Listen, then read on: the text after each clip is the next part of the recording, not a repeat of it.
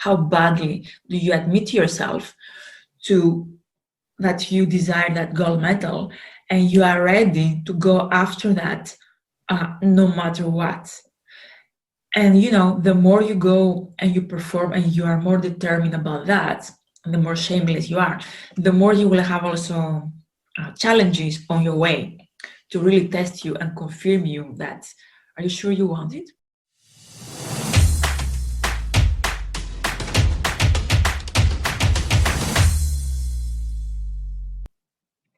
Welcome to one of the richest series that I've done so far, I believe, about executive performance, success, and failure, and how can we move from silver to gold and maintain that executive elite level performance in different areas of our life, ranging from extreme sports through business all the way to partnership and intimate projects like parenting and pregnancy. We're speaking to Dr. Sofia Beloka, who is an executive performance consultant, an academic and exercise psychologist, and high performance healer.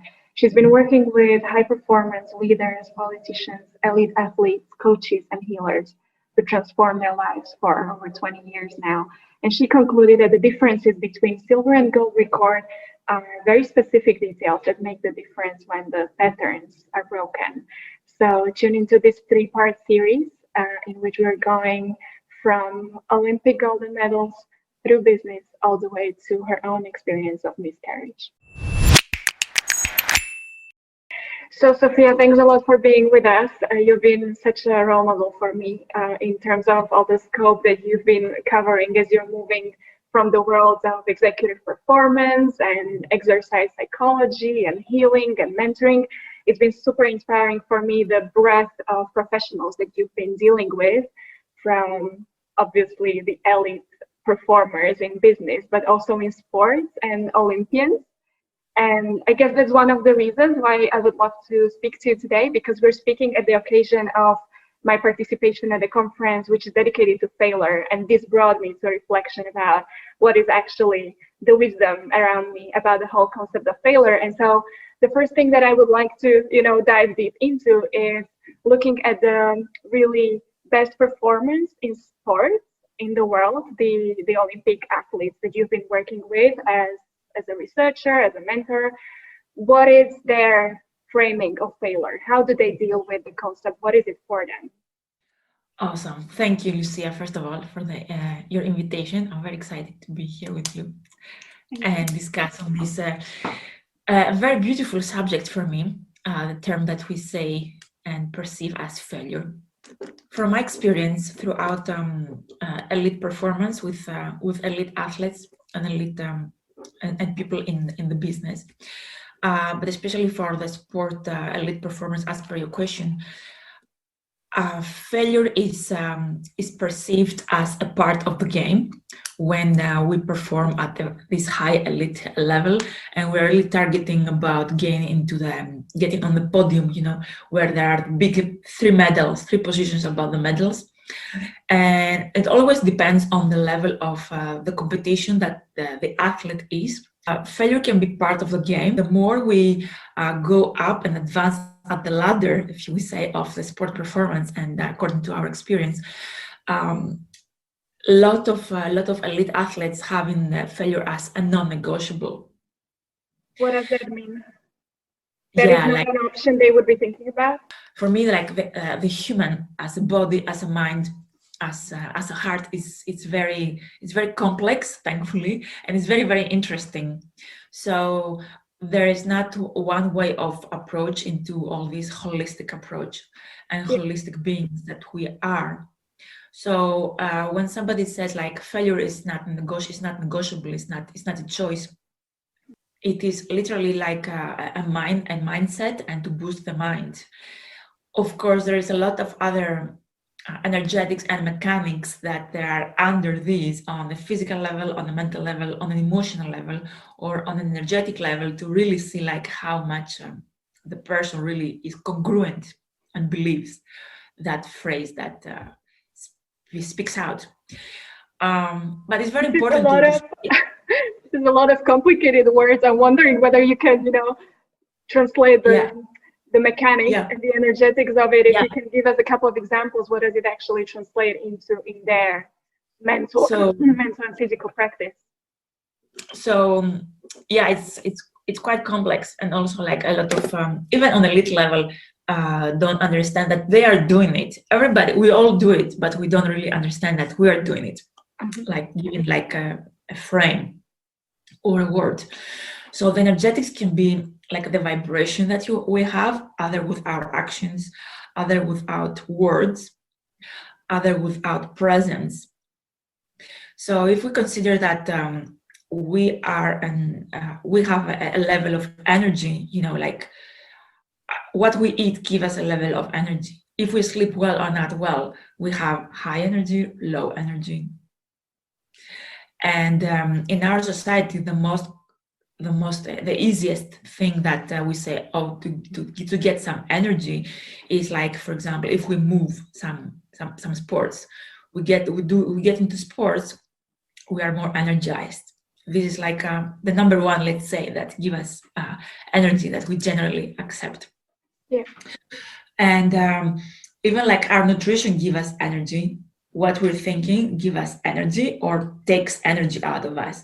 But this has a lot of to do with our with what we are really are. If we really see from a physiology base, I'll try to explain it as easy as possible. You know, like to be in that balance, in that health state, as we call it, we need to spend energy. So it's our catabolic process, like what we do when we are working or working out or being at work. It's like we're spending energy, we're catabolic beings. The more we get catabolic and we get into activities, when we overdo it, we get very stressed out. That's when we got into one side of too much. And this is like a normal state to do that productivity as a being in the earth, whether you're a human or an animal. So this is our catabolic side.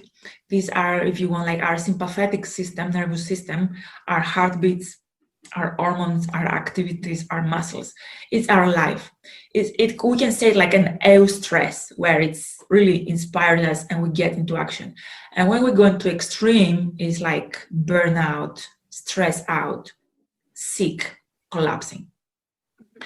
And the other side of our state is, if you want, like this anabolic, where we are really accumulate energy. This happens when we rest.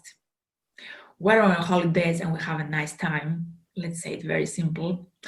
When we go back in the evening to our bed, home, and we are enjoying states, you know, like when we are in a love state situation and we receive, so we are resting, so we are anabolic, so we replenish, we recharge.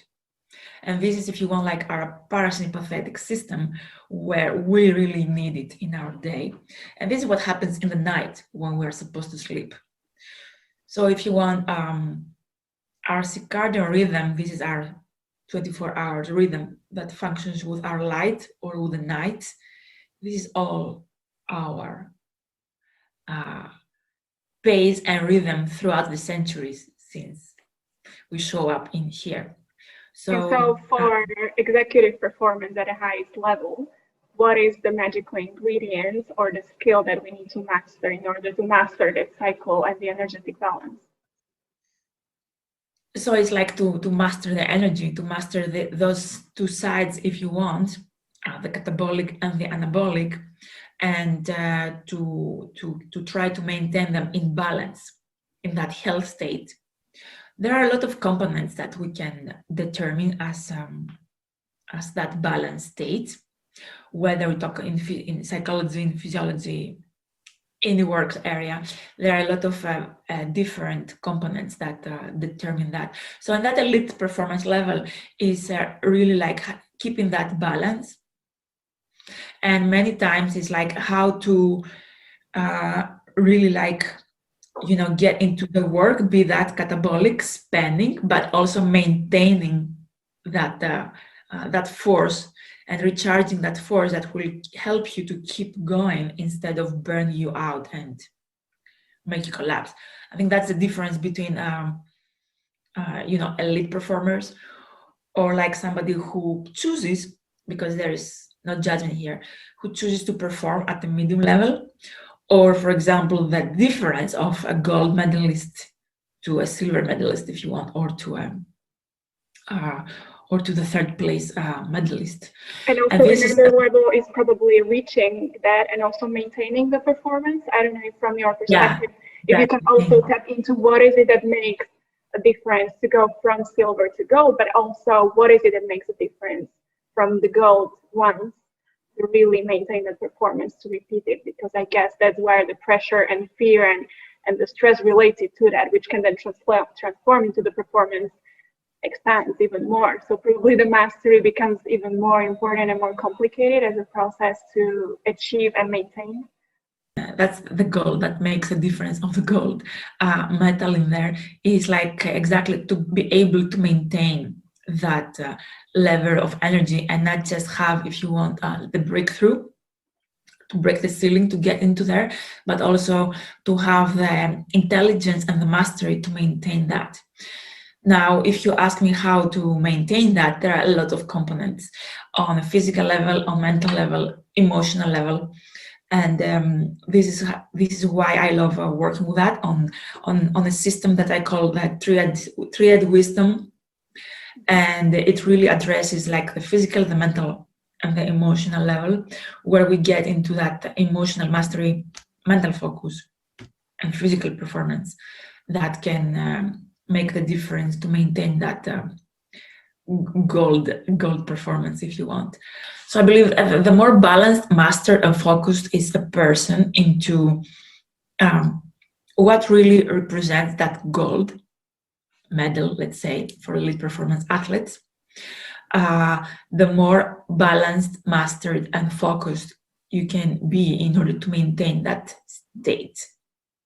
What is the relationship between the volume of the why? As you're saying, the importance of it is so massive for the performance or for the success. I would assume that then the fear of failure can also multiply. The bigger your why, maybe the bigger is the fear of not achieving, or does it go with the mastery of reframing the fear of failing and seeing that as the path towards the greater service that you've defined for yourself as the reason behind the pursuit of whatever performance you're doing, actually? I believe that elite performers are not just the athletes, but everybody who performs at a very high demanding environment and level. For me, even like mothers, staying at home mothers who have to, manage motherhood, manage themselves, manage their relationship, manage a household. On top, if they have like a work, for me, this is an elite performer. Exactly, yes. And it's much more demanding than even a gold medalist, because at least a gold medalist has a focus towards one direction. Yeah, to come to your question, it is, I believe it like it's the why. It's very, very important and vital. But many times, a lot of people are really shy to admit their why. Well, many times we pursue records or performance or achievements out of not obligatory our own needs and priorities, but in order maybe to satisfy other people, like my mom, my dad, society, pursuits for that we have been installed from when we were kids. And this makes also another great difference between, if you want, a gold medalist and a silver medalist. So I have found from my research and the study that I do that the more shameless you are, the more authentic you can become, the more you can pursue that mastery and that gold performance and maintain it. Could you elaborate a little bit on the concept of shame here? I'm surprised, to hear you share about the importance of Shame of what is it? Is it of the success and failure, or who you are deep down, and what are the drivers that you're ashamed of, that you're talking about, that can interfere with your performance ability? It can be like being ashamed of really expressing who you are and what your views are, like even like that I really desire. How badly do you want, for example, a gold medal? How badly do you admit to yourself to that you desire that gold medal, and you are ready to go after that no matter what? And you know, the more you go and you perform and you are more determined about that, the more shameless you are, the more you will have also challenges on your way to really test you and confirm you that, are you sure you want it? Because look what's happening here. there is like this injury, and there is this problem, and there is this challenge outside of the performance field, for example, in your personal life or in your relationships life. So we really need to focus on that instead of just focus on the gold medal, and be really shameless to say to your whoever you need to address to, and say, no, I'm sorry, I don't have the possibility right now to give you access to that, because I'm shameless and I'm really focusing and valuing and prioritizing like my gold medal. So and this is another really big challenge to maintain that mastery and focus, because you know, as humans we have a lot of responsibilities and life factors and life sections that life is running us many times, and the focus to run your life instead like allowing life to run you is that's the mastery game that I consider a lot.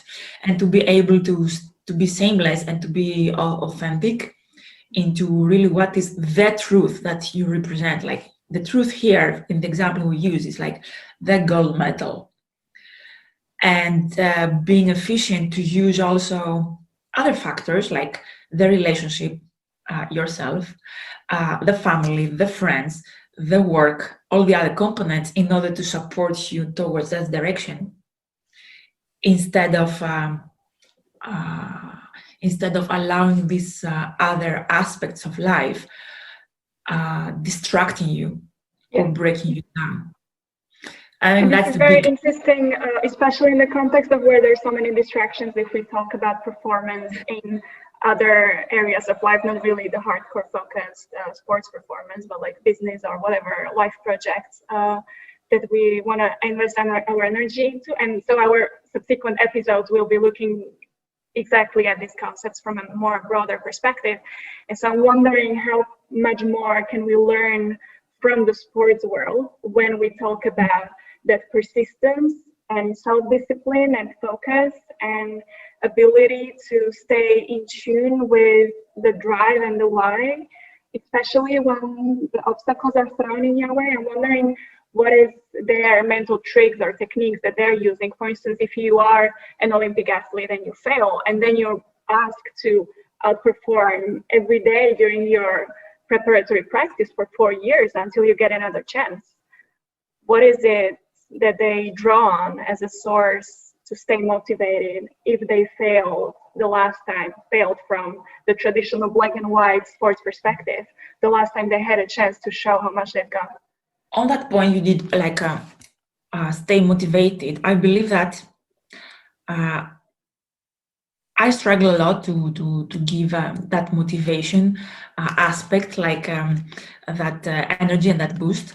And I believe that when we try to stay motivated into something, it's exactly because we do something because we don't do it from our authentic priority and desire.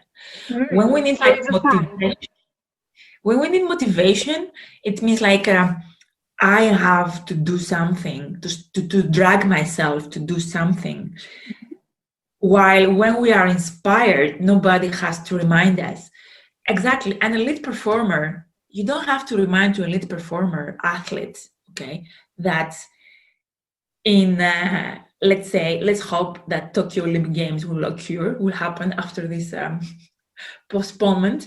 Let's say you don't have to remind an elite performer that in July 2021 there will be the Olympic Games in Tokyo, and that there is a training to be done. You don't have to remind him. So he doesn't need motivation. He's inspired, and then it's a game of mastering the steps of that training. But if I'm going to work where I'm not very clear why I'm going, and it's Monday, and I need a motivation for Monday morning to drag me to the office, there I need motivation because I'm not very clear and authentic, first of all, with myself. Why the heck am I going to this job? Because obviously, if you need motivation, the job doesn't inspire you. You go for other reasons that you haven't yet admitted to the self. It can be, and there is no judgment or right or wrong, okay? There is no right or wrong or fair or right, I believe. There is just the truth of each person is very different from another person, and that's not judgmental. So if I go for a work to work for the money, for example, because my work gives me the salary to survive life, and that's very natural. It's about time to really be authentic and admit it to ourselves and be shameless about that, okay, what we were discussing before. And once somebody knows that, I'm going for and I have the guts to also tell you, I'm going to this job about, for the salary and whatever bonus there are. And I'm fine with that because that's what inspires me. So once you have that, you will feel more inspired on Monday morning to go to that job and to manage your way around the job in order to be showing up every Monday. Yep. Instead of just thinking like, I have to do this task about, and I don't like the topic of job. Like in order for you to do this podcast, I'm sure you are inspired to do this podcast. I mean, nobody kinds of obliges you or anything. You have a mission and you have a vision about that. So you are inspired to do. And of course, there are the tests and challenges maybe along the way, but that's a part of the game. Like an elite performer has also his own challenges. Like the gold medal doesn't happen from one day to the other. It is a way, it's a path along the way. Does this answer your question? Yes, absolutely. I'm wondering, before we dive a little bit deeper into how the reframing can actually be done in our non-elite context, where obviously we haven't received the training and education that the athletes have been through since they were small kids, most of them. I'm wondering if you could give us one more insight into the world of Paralympianics, the athletes who have been through, I guess, incomparably higher challenges before they became athletes, and whether there are some differences in the work that they've had to be doing in their mental mastery and their discipline and their why and their showing up and having the courage and working with the shame before they actually become the elite athlete. What is the difference in their mental abilities? Yeah. So, I was going to bring an example from my experience with Paralympians. So, since 2002, I'm working with the Paralympic sport of wheelchair rugby, which is a sport. It's a team sport, and it's mainly for people who are incomplete tetraplegics or have amputees or cerebral palsy and other neuropathological and musculoskeletal disorders, let's say.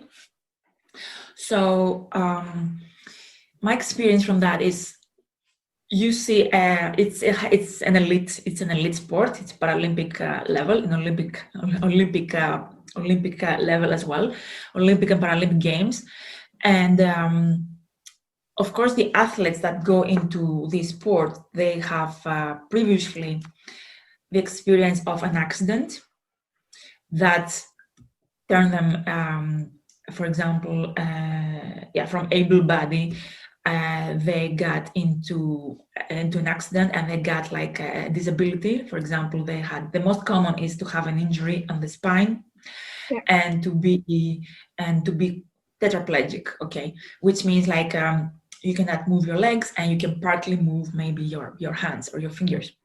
So imagine that you have this accident where you have a given about how life was supposed to be, and suddenly due to an experience and an accident, you have to adapt to a new reality of life, to a new model of life. And there is a process. There is a process of rehabilitation on a physical level, and if so they choose, there is a rehabilitation or a support on a mental and emotional level with various methodologies and approaches.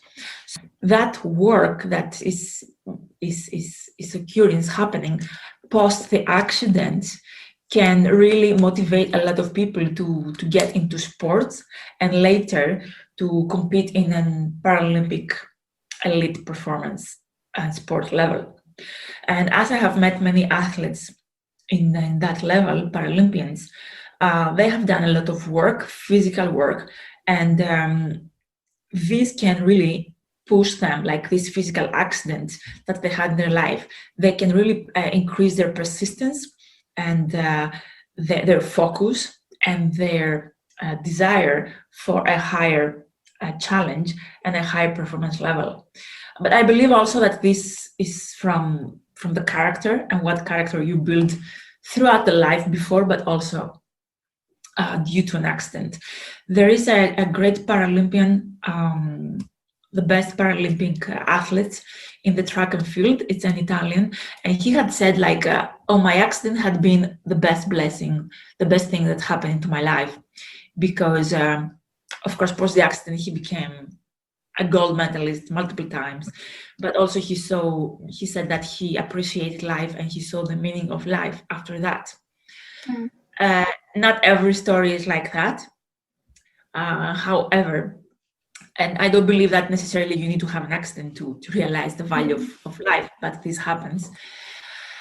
This happens, and anyway, there is a background there, but I believe it's not in the focus of our podcast. However, you can really see when somebody is competing on the Paralympic level and the Olympic level, of course, what is really happening on the mental level or on the emotional level, and how this influences the performance. So to stick into the example of the Paralympians, yes, of course, this pre-competition experience can really shape and firm your persistence and your inspiration, because you transform, right? Inspiration creates transformation, while with motivation, we just try to grab information about. Yeah. I was always wondering to which extent the successful Paralympians, whether they were leaders as personalities in terms of how they perform, how disciplined they are before the accident happened, and hence they would have been outperforming the others even if this tragedy or whatever accident it was hadn't happened, or whether it really is the accident that provides a source of life transformation, and also for several, I guess, proportion of them who completely transform the way they perceive the challenge and how they embrace life and how they show up. So from my observations, I believe that everybody is a leader and can be a leader. However, we choose always not to express that way. But an accident, yes, can shape you, can shake you up, and shape up your leadership. Your leadership abilities. So many of my Paralympic athletes have been leaders post the accident, but I mean expressing that leadership post the accident. But some of them had that leadership already grown up and showing it up before the accident. But you know, like in every incident of life, whether you have an accident or a disease or like during the day, a difficulty is a way to wake us up to a more authentic version of us that we are. Yes. Which is a beautiful bridge to our continuation of our conversation, where we will open up a little bit further from the world of elite performance to our everyday performance, where maybe the perception of success and failure is even more confusing because it's not just about the three medals, but it's about many more dimensions of life being combined, and that's where the cultural and societal conditioning complicate our life and our perception of what's actually happening even more. So thanks for this part, and we'll be back soon. Thank you for listening. I find it super insightful. I'd be curious to hear your main takeaways in the comments under this episode. Don't hesitate to obviously check out the other parts of this series so you get a full picture of Sofia's story and what she had to share. The series is available obviously on my YouTube channel, so go and hit that subscribe button to be notified about the other episodes as well. And obviously on the podcast Lives in Europe, on all major podcast platforms, Spotify, etc., etc. Go to my website if you are curious where else to find it, and I'll be looking forward to exchanges with you and your friends who this may be relevant for on all social media platforms as well. So thank you, and thank you for your support as well. Bye.